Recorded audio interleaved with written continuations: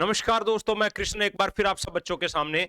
और जैसा कि कल ही मैंने एक वीडियो बनाया था जिसमें बताया था कि हरियाणा सरकार चाहते हैं कि अगर 6 तारीख को प्रॉपर रिजल्ट नहीं आता है जैसा वो लोग चाह रहे हैं, तो उससे पहले आपका लोकसभा के इलेक्शन से पहले, आचार संहिता लगने से पहले ग्रुप डी की ज्वाइनिंग करवा दी जाए, उनका रिजल्ट आपका जारी कर दिया जाए। तो उससे पहले उनको पोर्टल ओपन करना था। कुछ टाइम पहले करेक्शन के लिए पोर्टल ओपन किया था, तो उन्होंने कहा था कि 5 से 7 तारीख के बीच में पोर्टल ओपन होगा। लेकिन एक दिन पहले ही देखो, तगाजा देखो इनका, इनकी वो देखो भाई कितनी जल्दबाजी लगी हुई है। आज ही पोर्टल ओपन कर दिया और टाइम दे दिया अभी दोपहर 1 बजे से लेकर, अभी 1 बजे से लेकर आपका 6 बजे तक, शाम 5 बजे तक ग्रुप डी में आपको ऑप्शंस पोस्ट प्रेफरेंस भरनी है। अब पोस्टों के बारे में आपको पहले ही पता है, लेकिन अब इसमें कुछ और कंडीशंस दे रखी हैं जो आपको जानना जरूरी है, एक बार वो समझ लीजिएगा। एक तो इन्होंने बोला कि भी जो अभी 2 दिन पहले इन्होंने करेक्ट करवा था 38 से लेकर 47 मार्क्स के बीच वाले जो बच्चे हैं, तो उनको भी अपना प्रेफरेंस भरना है जैसा जैसा आपको पोस्ट दे रखा है अपनी इच्छा अनुसार। फिर इन्होंने बोल रखा है अगर कोई भी बच्चा, भाई सारी चीजें होने के बाद अगर कोई भी बच्चा अपनी प्रेफरेंस नहीं भर पाता है किसी भी कारणवश से, चाहे इन्होंने जानबूझ के ऑप्शन डाला है, चाहे वो पोर्टल की कमी की वजह से, चाहे आपकी कमी की वजह से, तो जो आपकी प्रेफरेंस है वो इस वे में मान ली जाएंगी।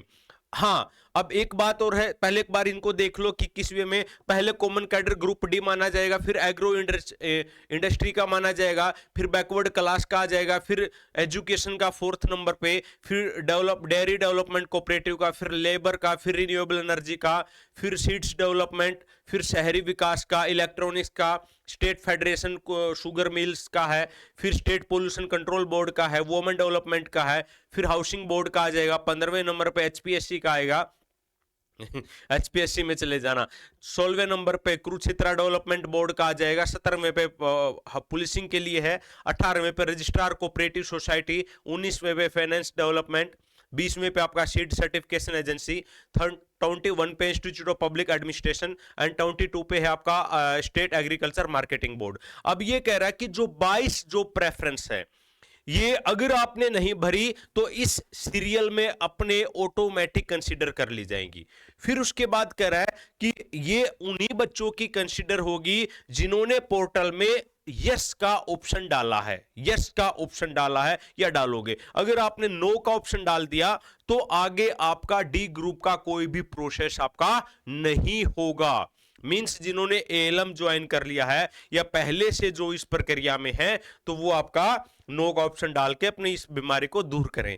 मतलब कि बीमारी तो नहीं कह सकता, मीन अगर आप इससे हायर पोस्ट पे हो तो आप इस लफड़े में ना पड़े। हाँ, यस का डाला है तो आपको ये मिलेगा, नहीं तो आप अपने अकॉर्डिंग भर सकते हैं। और ये एक प्रकार से, अब आप ये बताइएगा क्या ये सही कर रहे हैं या गलत कर रहे हैं।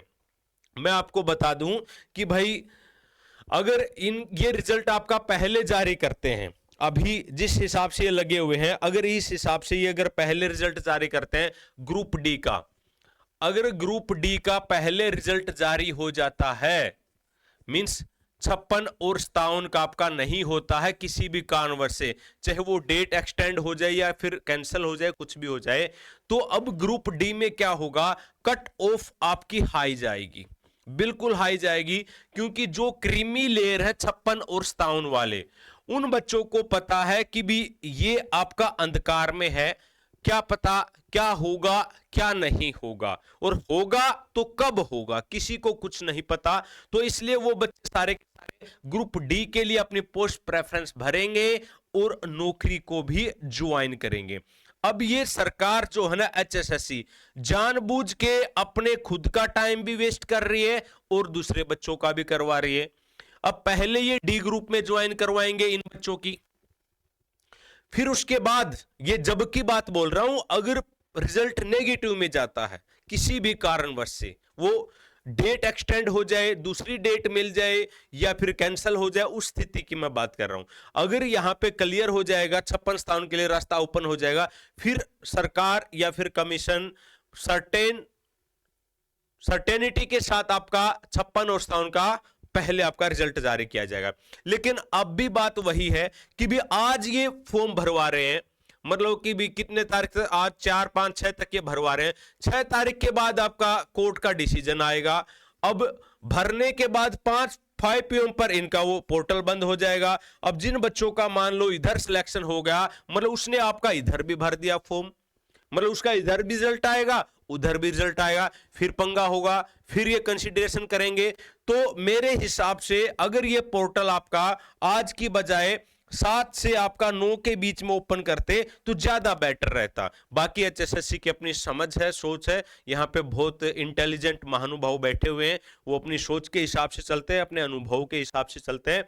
तो एक बार सब बच्चे बताइएगा कि ग्रुप डी के अंदर आपको बेस्ट पोस्ट आपको कौन कौन सी लगी है, जो आपने इधर उधर जहां से भी आपने पता किया वो सारे। और आज शाम के टाइम पे एक और वीडियो में बनाऊंगा कि आपको कौन कौन सी बेस्ट पोस्ट आपको भरनी चाहिए। अगर आप तैयारी करना चाहते हैं, तैयारी आप रखना चाहते हैं जारी, तो उन पोस्टों के प्रेफरेंस के अकॉर्डिंग आप भर सकते हैं।